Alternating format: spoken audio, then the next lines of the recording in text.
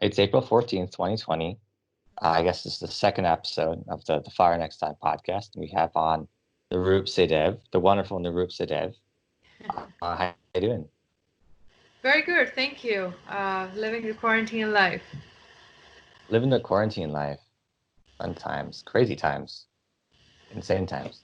So, so really, you have a really interesting pedigree, a really impressive pedigree, in my opinion. You've been an economist at a lot of, in the private sector, at college universities. You've been all over the place. Do you want to kind of talk a little bit about your background before we kind of dig into all this stuff? Sure, yeah. So my name is Navroop Sahdev, and originally from India. Currently I'm focused on two startups. One is called Rethink Markets, the other, The Digital Economist, and also affiliated with MIT Media Lab and UCL Center for Blockchain Technologies. My background, as you said, I'm an economist by training. I've been doing that for 15 years and sort of a lot more focused on innovation economics, so economics of emerging technologies, and really what the goal of innovation is in economic transformation as we go through various cycles of economic transformation globally, and sort of a more perhaps sharper focus on complexity science, and so really sort of drawing insights from that, translating tools from economic science and building tools in businesses and strategy around that. Right, Hmm. so that's sort of been my focus over the past 5 years in particular, since sort of the transition from academia more to industry, and now even more to investments and the startup ecosystem. That's so cool, man. Such a cool background.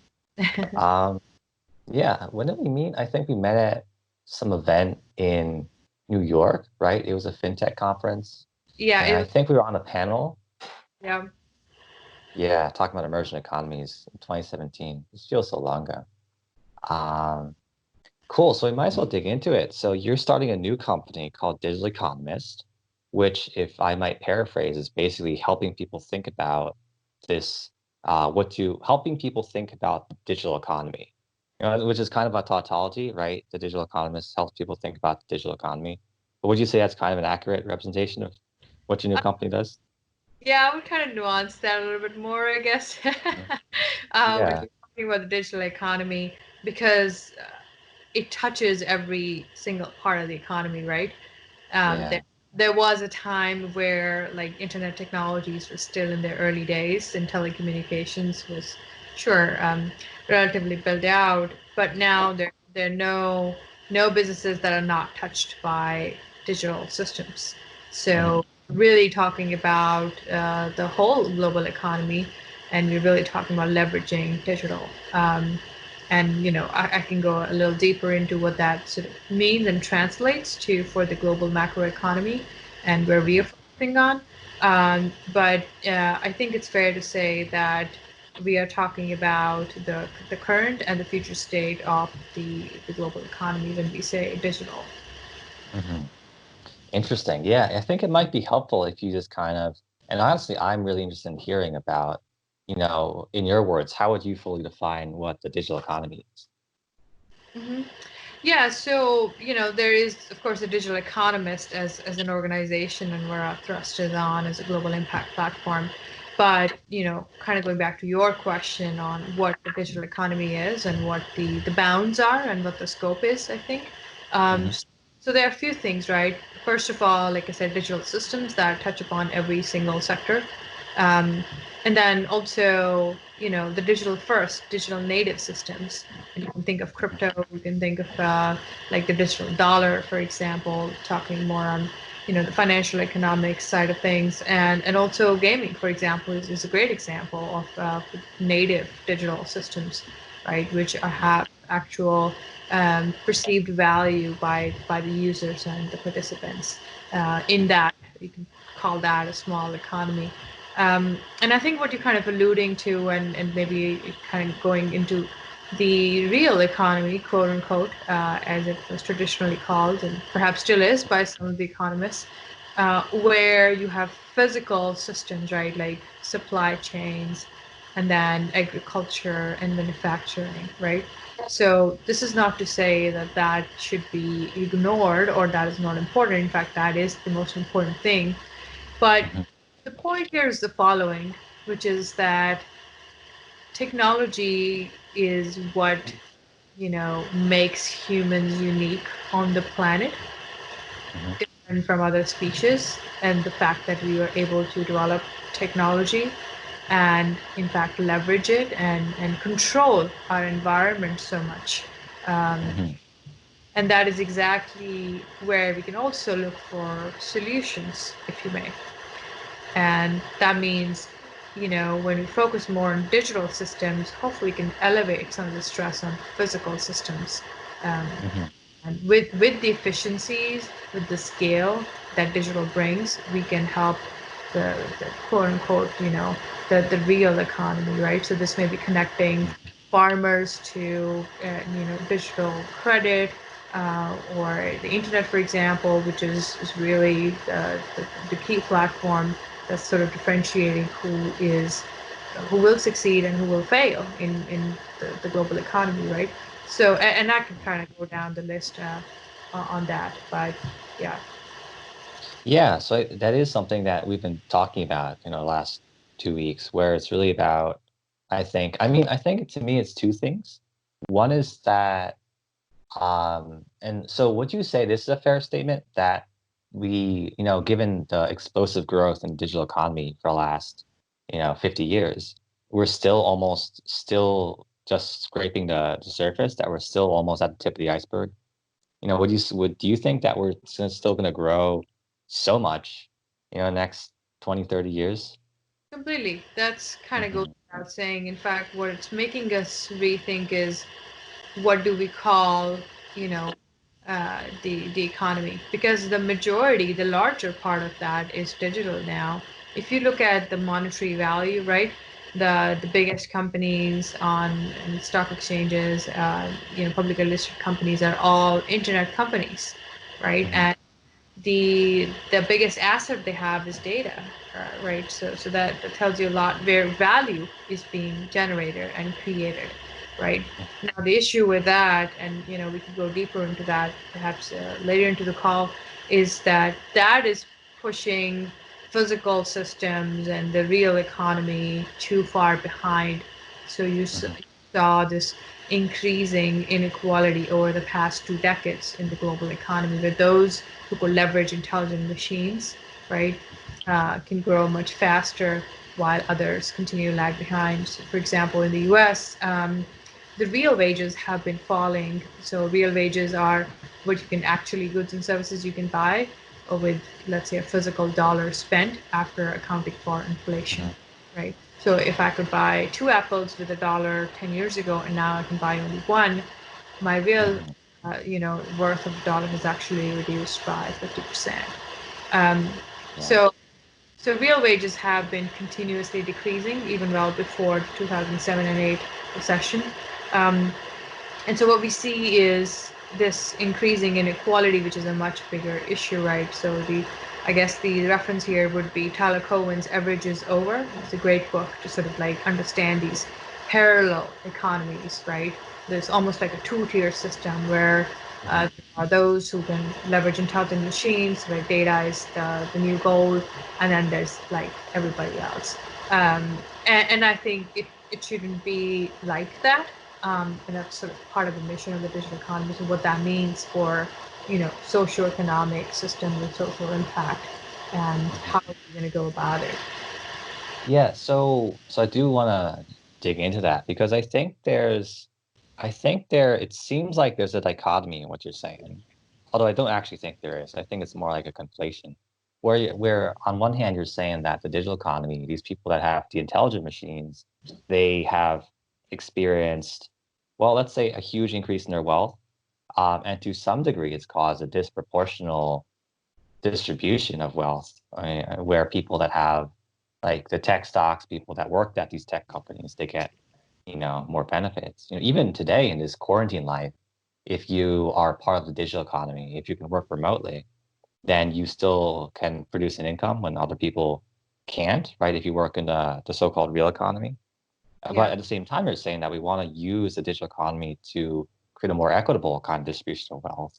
And I mean, to me, it almost sounds like a dichotomy, but I think there's like two things going on where, to me, it's almost like I feel like we need to separate the distribution of wealth produced by the way we organize, the way our system is structured, not just the economy, but just every system is structured. And then there's, what does the digital economy do to how we relate to each other? Do you agree there that these are like two separate things? Sure. Yeah. Yeah. Yeah. I agree with you completely. So there is like 20, 30 years of literature on this parallel economies that is out there essentially, which is the traditional sectors, right? So four factors of production, right? Econ 101, land, labor, capital, and entrepreneurship, and then enters technology, which is a game changer for the planet and our future in it, really. And the current pandemic is an example of that. um, and so yes, technology has been the enabler, but it has traditionally been treated as a black box, just something that increases productivity rather than changes the structure of the whole economy itself.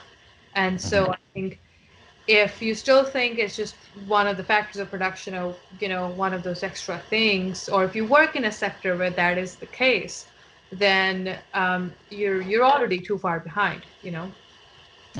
Thing now is that, I mean, look at the way where capital is flowing, right? So we have a bunch of measures and indicators to actually prove it. This is not just a theory, right? Um, that is going into high tech sectors, and the money is flowing into funding those high tech sectors, right? And finance, the bigger animal of finance is much bigger than the total worth of the physical assets, at least on paper, right?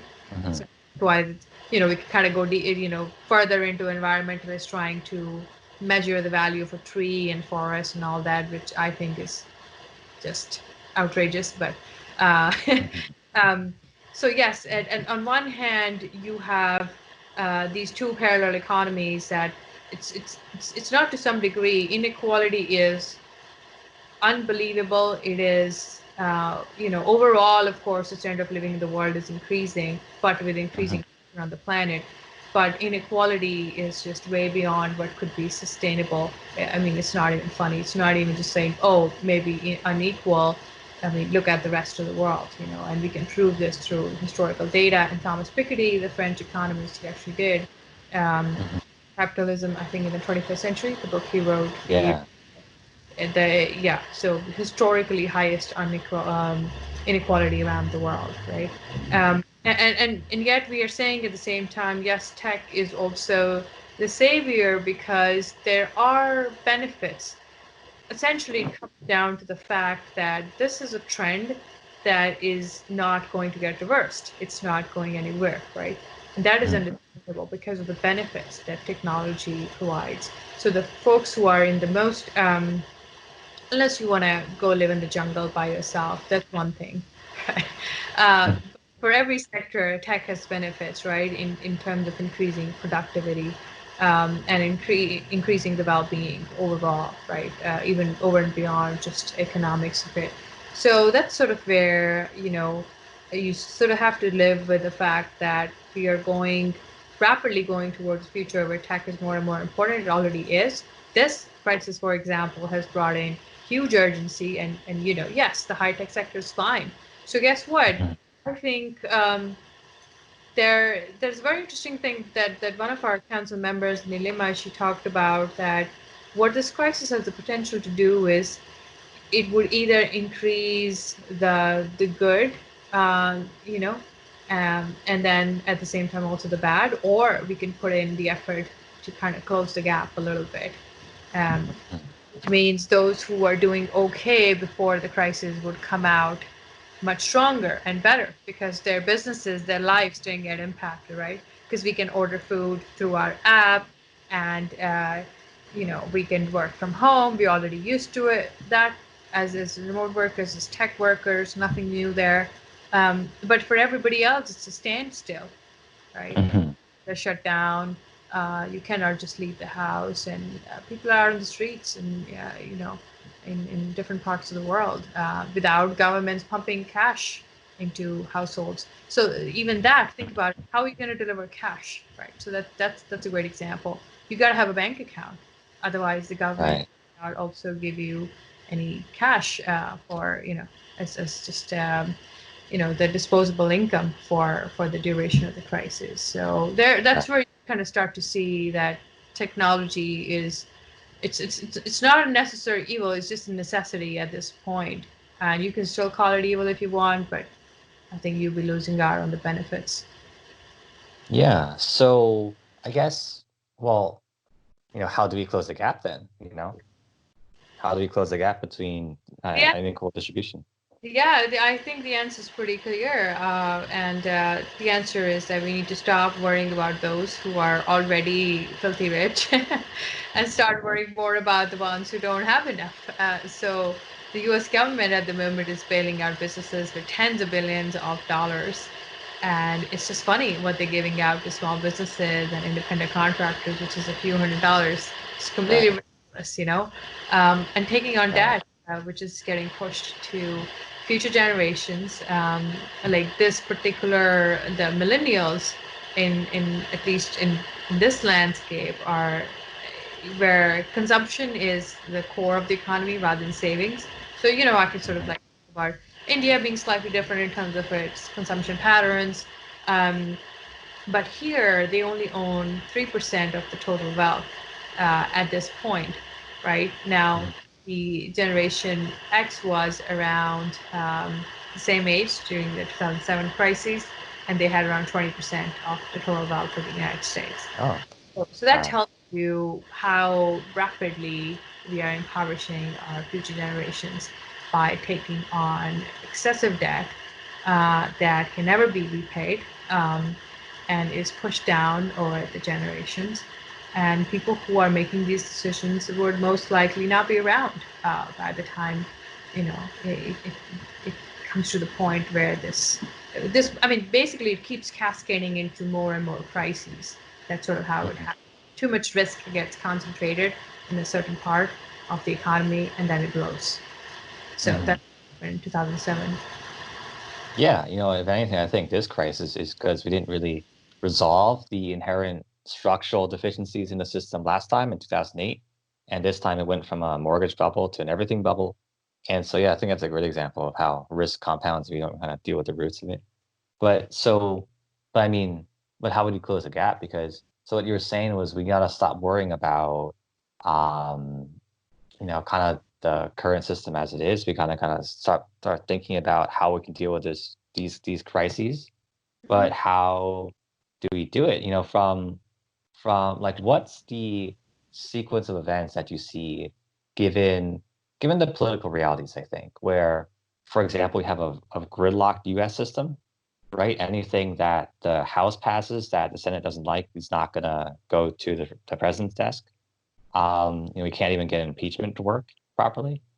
Um, you know, like what do you see as a sequence of events where this new where we start closing the gap? Do you think it's a case where, because one thing that I've seen, which I think is a promising sign, is that now that this huge pandemic has showed up, all of a sudden things that everyone thought was impossible, Right. like Medicare for all, like universal basic income, like canceling evictions, like reducing rent, all of a sudden, it's like it just passed, just like that by a Republican president.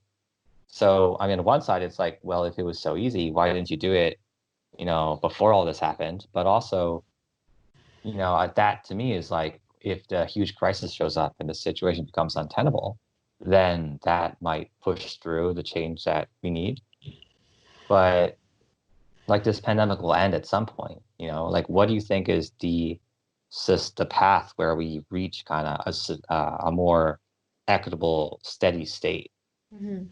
Yeah, that's a great question. So, I guess a transition plan, right? Like where there's an immediate response Mhm. to crises itself and the immediate political openings that it offers as well. Because, and that is the thing about, crises, political, economic, or a combination of that, and health crisis at this point, um, that it kind of serves as a portal. You can choose to defend the old system, or you can start to transition towards where you need to be, which is kind of clear to the world, right?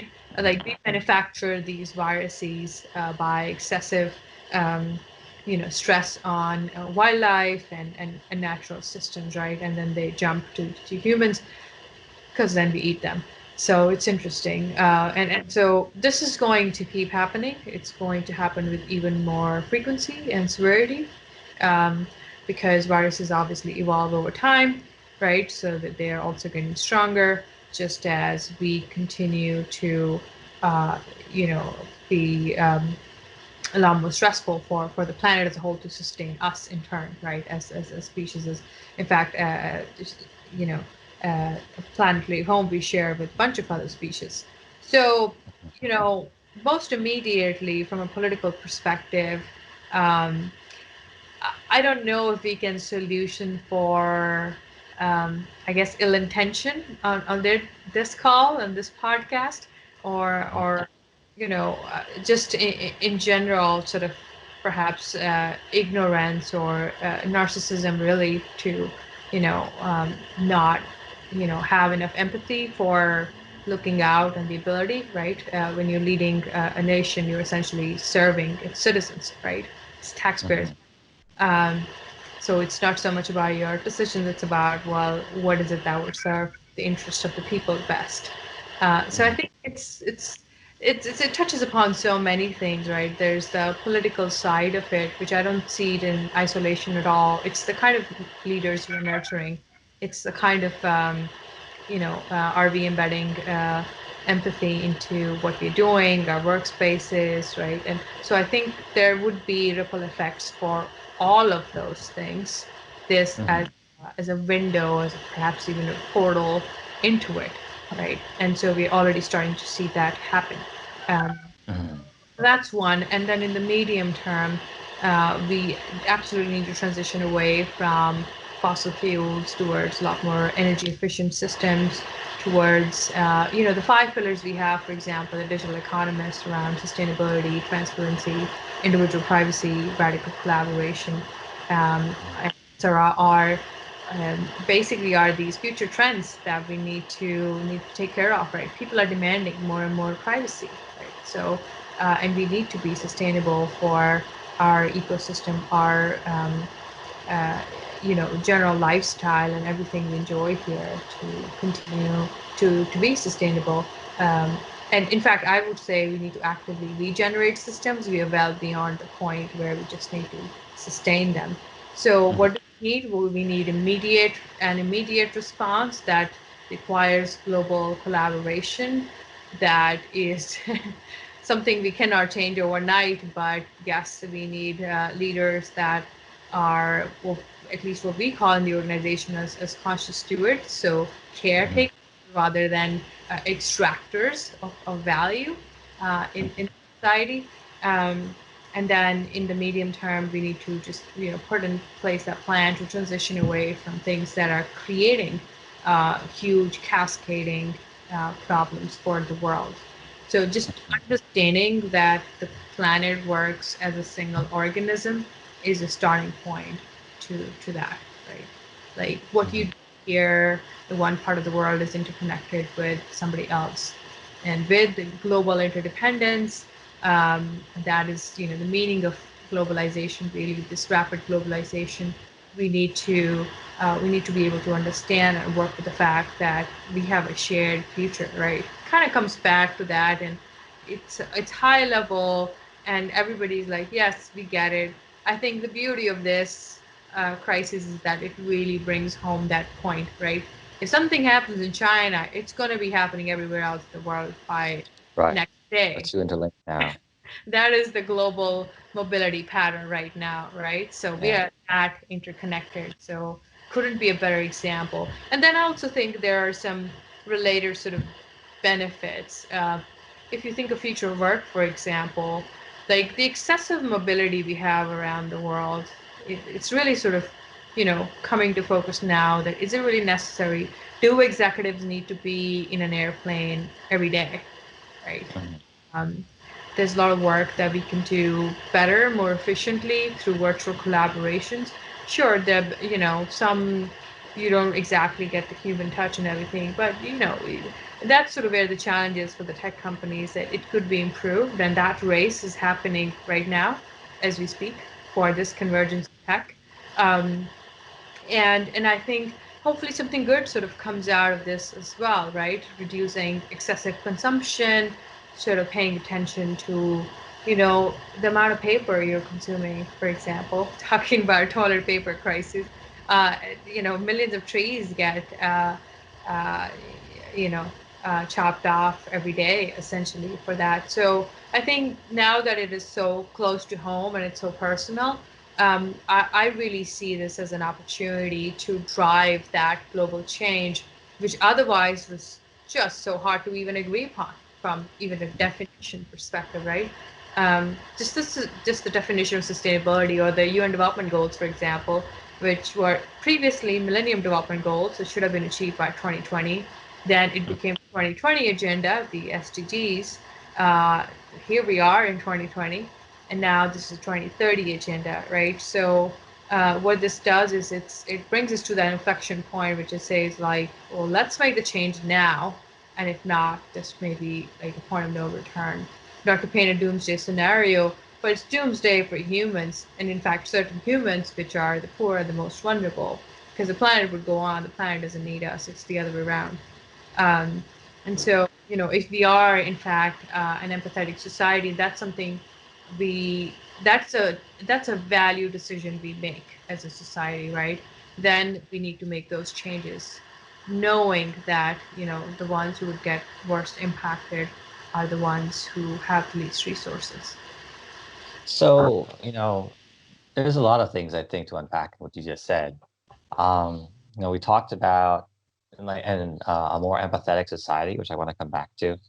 But then we also talked about a number of different solutions around regenerating systems, around reducing our paper usage, around not flying around, around protecting the poor, all kinds of solutions. And so here's the point I want to make about solutions is that, when I used to be a management consultant, then we would go into an environment and kind of get some information. And it very, very rapidly became clear what the problem was. And it very rapidly became clear what the solution was. Like within a week, it'd be pretty obvious. It's like, well, here is obviously your problem. That guy's incompetent. And here's obviously the solution is do this and that. But the reason, you can't really say that to a client. And the reason is because, well, the obvious reason is because even if you did say that, they couldn't do anything about it. But the underlying reason is because organizations tend to have their own inertia. And so they're kind of set on this path. And you can't just say, well, this is the way we should go. We can't do, especially larger organizations, can't just turn around on a dime and just start marching in that new direction. And so then your job starts to turn more into like, well, this is this glorious future that I can kind of see a glimmer of my eye, but we need to kind of, work with the whatever realities are on the ground to kind of get there one step at a time. And half the time you don't even get there. And so that's my point about solutions, which is that I think, having, worked in kind of the impact space as well, which is when we met, I think there's been a lot of people that know that this is the solution, that we should, for example, that we should transition away from fossil fuels. I think that's a great example because we've known this for more than half a century. And the fossil fuel industry has known this for more than half a century. And these are smart people. It's not like they didn't know that these things would happen. But there was never, but we just kind of continued on the path until now.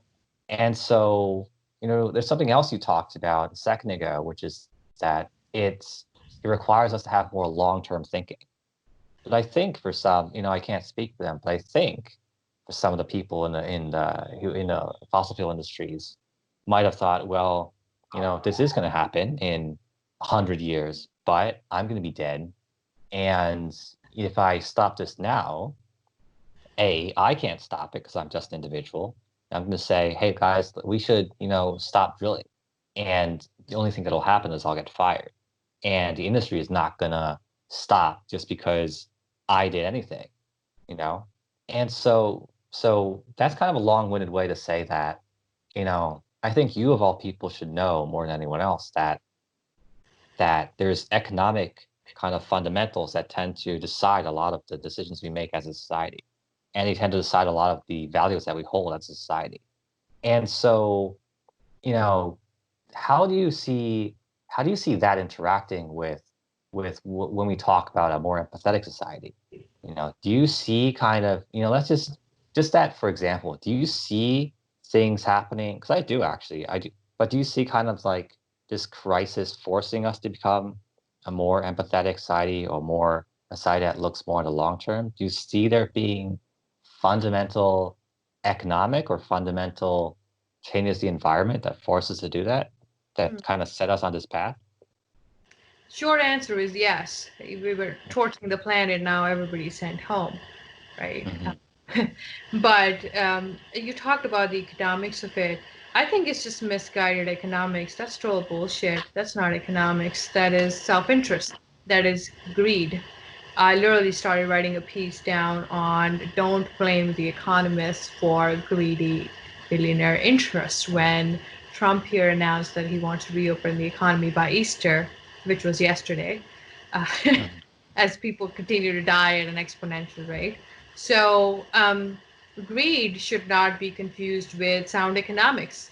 Uh, and then the other thing is they don't really listen to economists unless when they are, helping confirm their own biases at the political stage, right? Hmm. Economists work with the real economy, which is people, wages, right?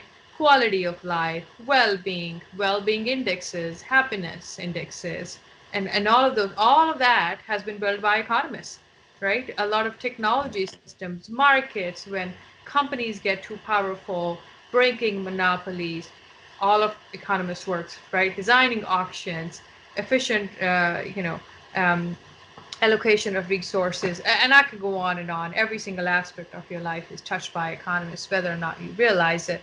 Um, it's just kind of a thing that happened the past 20 years where finance became a driver, right? Finance Hmm. has and a lot of that.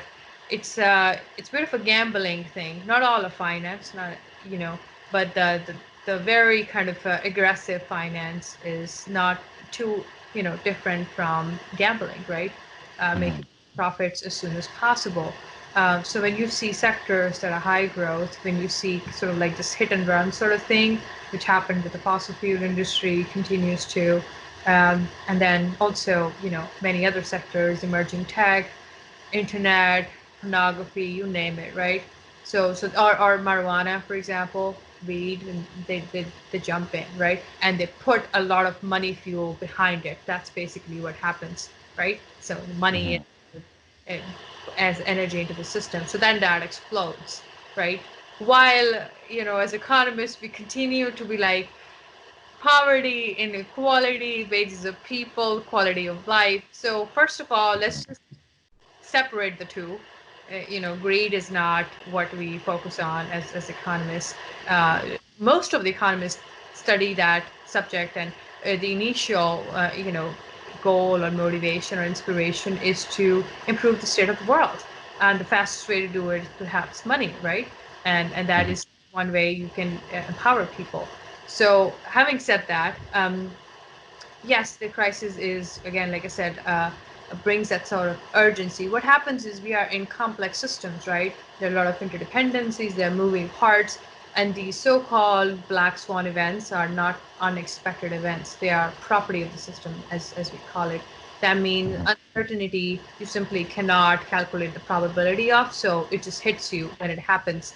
And then suddenly the past dependency, which is what you refer to, because organizations have inertia, then suddenly changes, right? So Hmm. it basically sets you on a different trajectory than what you were on before. And that is exactly what we should do for this crisis, right? Rather Hmm. than being so guarding off what we had previously as our system. And it is sort of baffling and shocking and immoral, essentially, when you're, burning taxpayer dollars in saving big corporations, right? And their highly paid executives, if you see what I mean. So if you're taking trillions of dollars of wealth as debt um, that you're going to push down to future generations, then and then you're paying salary, right? Like a paycheck protection program, just as a concrete example, and you're saying we'll give a few $1 billion to a big bank in order to keep the employees on the payroll. That salary you're getting is funded by the folks who are getting pushed out of the gig economy, literally. Hmm. Right. And connection, that macroeconomic connection is what a lot of people don't understand. They don't get it, Mm-hmm. right? They simply hated economics and the way it was taught in school, or it's just that understanding is missing because of whatever reasons. I don't think you can succeed in a socioeconomic system that you don't understand, right? How can you optimize for yourself, and how can you solve big global problems like inequality, right? Like poverty or climate change. Um, and so I think what this crisis can do is is basically push corporations out of that inertia. And honestly, I'm having these conversations every day. It's already happening. So sure, it's one thing about consulting experience in the past, and we all have been there, and it's interesting to kind of churn out a lot of ideas quickly. But it's quite another as to what it takes for behavioral change. Um, Hmm. and that's the other side of economics, as you mentioned. As a science, our tools are as rigorous as physics, right? Hmm. As an art, as a social science, we're essentially dealing with humans. So when markets crash, it's the fear that spreads through markets, even though there may not be anything fundamentally wrong with the markets, right? So ultimately, what Hmm. you're dealing with is the spread of information, is fearful individuals who don't want to lose money. There's no real economics in it, so to say, or economic engineering, right? It is simply human behavior that we're dealing with. So that's sort of where it is important to look over and beyond economics. For my life, that has been the work of my life, where I draw a lot from sociology, political science, from behavioral economics, cognitive psychology, because you simply cannot study things in isolation. That is the first point of failure, where things are siloed, right? Governments are siloed, and like the nation state is a joke at this point in the world, if you really think about it, right? From an Hmm. immigrant perspective, from the global interdependence perspective, from economic, perspective, and just the geography, right? And so, like, you have companies that are truly global, but the only people that can enforce any rules on them are nation states. And then when people are not going and voting, essentially you have next to no corporate governance or very fragmented corporate governance, right? Hmm. That are responsible for the majority of the things that are damaging the planet. Like just the 100 biggest corporations are responsible for something like 70% of the global emissions, right? Hmm. So because of the fragmented political system, the nation states, uh, we are completely inefficient and ineffective in holding those entities responsible, right? Hmm. Again, in turn, overfunding, or I should say, funding our overconsumption. So you can ask whether corporations are the bad guys or not. I don't think that is the case. They manifest what we want, this hyper, fast and society that is over-consuming way or beyond than planetary resources. So that I see them, I see corporates around the world as a reflection of that. But yeah, so like you said before, there's a lot to unpack here, but hopefully the point here is that none of these things that separate. These are all Hmm. So that's really interesting. I think that was a really good answer, actually. So do you see your role then as an economist in bringing about this more equitable future? Do you see your role as basically helping people see the interdependencies and kind of drawing on your experience and your skill set and helping illustrate what a more feasible system would look like and just kind of giving that to people and then kind of working with people to kind of get to that point. Yeah, we're working on exactly that, on what that blueprint for the new digital economy looks like that's human-centered, um, Hmm. and working towards this convergence piece, right? Not just of technology, but also of humans and technology, right? So what does it look like to use technology for the betterment rather than, oh, let's just move fast and break things, uh, Hmm. sort of Right. mind. So that is exactly the mission of the digital economist, and we're doing that right now as we speak, And if you think about it, ultimately, it's I think we are in the business of converting souls, and that is true for a lot of the impact world. So Hmm.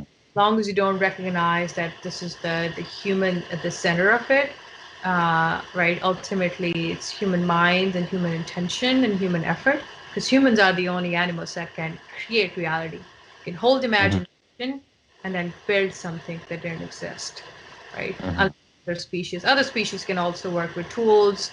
They have emotional intelligence. They remember things. They learn and all that. We share that with other species, but what they don't have, which we do have, is this imagination, right? And being able to create our Hmm. reality from it.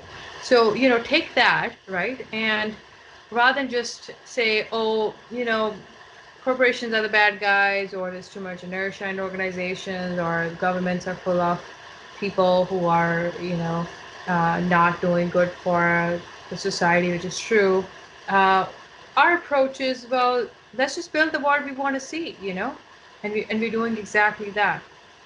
Hmm. I think that's a great tagline. That our mission is conserving souls. You know, I think that's a really great tagline. Very I so. think, yeah. I think we just spent 40 minutes just kind of working through step by step the mission of the digital economist, but it's a really, really cool mission.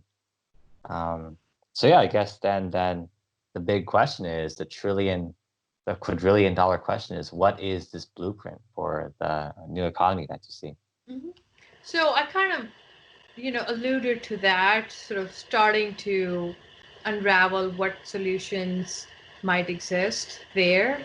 Uh, Speaking as an economist, I think the first of those, and we published that Forbes piece on rebooting the global economy, is separating the digital from the physical, right? So 30 seconds on the role of money here would be ultimately money is a claim on energy spent somewhere in the system, right? So if I click a button on Amazon, something is showing up outside of my door, Hmm. then what that what those dollars do is essentially say manufacture that thing, right? Put in the energy, the resources, and then put it in a vehicle, ship it to my place, right? Hmm. So think about it. When you're creating money out of thin air, which is what fiat money is, the government of the US just printed $2 trillion worth of fiat money, which means I promise to hold or provide the goods and services worth this face value. That's fiat. That's different from Hmm. back standard, and that is something we are past since the 1970s, right? So it's essentially a token of trust. It's a social contract. Um, so we have too much of this abstraction of money that we've created, right? Which Hmm. out of thin air, which is a collective human hallucination that we all agree that something like this is value, so we all choose to transact through it or store value in it, right? Um, Hmm. and to relieve that pressure and how that sort of like ties into physical systems, we need to separate the digital systems from the physical systems. The interaction has to happen. But one of the solutions there was around having a dual monetary system where value stays, say a digital dollar that's only for digital transactions, and then like a more physical stuff, if you may, which is like paying taxes with, or the sort of cash in a grocery store. So this is not a lot exists, which is surprising given the literature and economics on this. There's some work by economists who've been working in the environmental domain, but there isn't a lot there on how we can separate this, right? So think about it. So if there's too much movement in you know in public markets in the U.S. So you're trading futures, right? But you're betting that it's all going to fall apart. That is impacting farmers in poor countries, while Hmm. there are crazy bets being taken in developed countries, and you know hyper fast systems, and front running, and a lot of it is almost plain unethical if you look at stakeholders. If your fiduciary responsibility is to maximize shareholder value, right? You're not doing that well. So the the recommended reading here would be Flash Boys by Michael Lewis. It's a That's a great book. great book, Yeah. in a little, insight into what's happening there. So if we can separate these two, ultimately what you can do is you can relieve the pressure from physical systems, um, on one hand, because they are not infinite, they're finite, they're scarce, right? There are ecological boundaries of the planet. We cannot go Hmm. beyond that. And on the other hand, it's the human animal spirits, right? From a behavioral perspective, from an evolutionary perspective, we want to push the bounds. We want to go far and beyond, and like see what's over the horizon, right? And we can continue to play and basically unleash these animal spirits in the digital Hmm. domain that wouldn't cause cascading impact on the physical domain, right? So, and examples exist already, like gambling, like gaming, again, billions of dollars worth of industries, etc. So, though that is, I think, a starting point on how we can reconcile the digital and then the physical economy is by creating some checks and balances, and separating the two. Hmm. Gotcha. That's really cool. So, I appreciate that we don't have a ton of time left. So I just want to talk about one thing, which is really interesting to me. Is when you talk about when we need to create a more empathetic kind of society. So what does that look like to you? And what does that look like to you in a sense of, how do people relate to each other? And how do you think that'll change, you know, everything else? Yeah, it's a great question.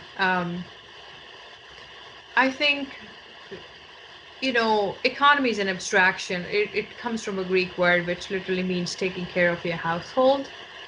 So Oh, really? if I were to That's translate really cool. that to the global economy, it's basically saying this is our household, this is our home. It's really Hmm. that, right? So you got to take care of it. And that's why, I usually first explain what economists do, because there's so much misunderstanding around Hmm. that, particularly over the past 2 decades. Um, and, empathy for me is, right now, it directly translates into female leadership. An example would be, look at the current countries that have female heads of governments: New Zealand, Taiwan, Denmark. What else do we have there? Germany. They are doing so much better, and the number of people dying from coronavirus is like 1/10 of a similar country, the same size, same population, and infection rate. So I think that Hmm. something. What we have is an imbalanced world where just too much self-interest, aggressive behavior, right, has sort of translated into building of institutions. Institution is a system that we use over time so that it Hmm. becomes, so institutions itself become valuable, right? That needs to change. And I think the fastest way to achieve a more empathetic society is to have a lot more female leadership than we currently do. I basically mean 50% and more. It's funny because one of my Uber drivers I was talking to, he said to me, "I absolutely agree with you. We men had this place to run for a while. They totally screwed it up. So Hmm. I'll be more than happy to hand it over." So Yeah. that's there's an obvious kind of you know reason, and perhaps even a biological advantage there when it comes to empathy. There's something about this, I guess biologically females as um, mothering, right? Which is Hmm. also sort of translates to what we have is like conscious stewardship, where you're taking care of the other. You're not just looking for self-interest. So this narrative that is sold, it's actually just one of the schools of economics around saying individuals are fully self-interested. That's just Mhm. neoliberal economics, right? If you look at other schools of thought, they optimize for the society or the whole, right? So, like in India, we actually study other schools of thoughts as well, and Mhm. that brings me back to why education's broken, because it's literally like brainwashing people, just teaching them Mhm. one types of thoughts, which is just a disservice, right, in terms of the development of your psyche and character and integrity. Um, Mhm. and so what does it take? Well, for me, it takes a lot more female-led businesses, a lot more leadership roles, just having that representation presence, not to mention the bar for being a female leader is much, much higher, just in terms of Mhm. competence, than men for the most part. And the more studies and research continue to prove that over and over again, right? I can quote a lot of numbers right now, but I know we're running out of time. Uh, so that's what it translates to, and I think you will automatically start to see the smaller tools as they evolve out of it. Like New Zealand is a great example, right? Putting well-being ahead of the economics of the country. So Mhm. maybe this the version that New Zealand has, right? Maybe it's a different version we would have in South Asia, in a country like Pakistan, for example, right? And Mhm. the various translations of it could be different, could vary across geographies, but what that means is we are looking out for the whole without Mhm. compromising the individual, and not you at the expense of others. So I think that's just like empathy 101, right? Mhm. Right. Right. It's really cool. So, what did you call it? Saving souls? I think it was Converting goals. converting souls. I guess that's what it comes down to, converting souls one at a time. Absolutely. Awesome. Well, I think we're out of time, so thanks so much, Navroop, for coming on. Sounds Thank really good. Good luck for, I hope we can all achieve this much better future that we're talking about. And I guess I'll talk to you next time. thank you very much. Thank you for having me. Yeah. Thank you.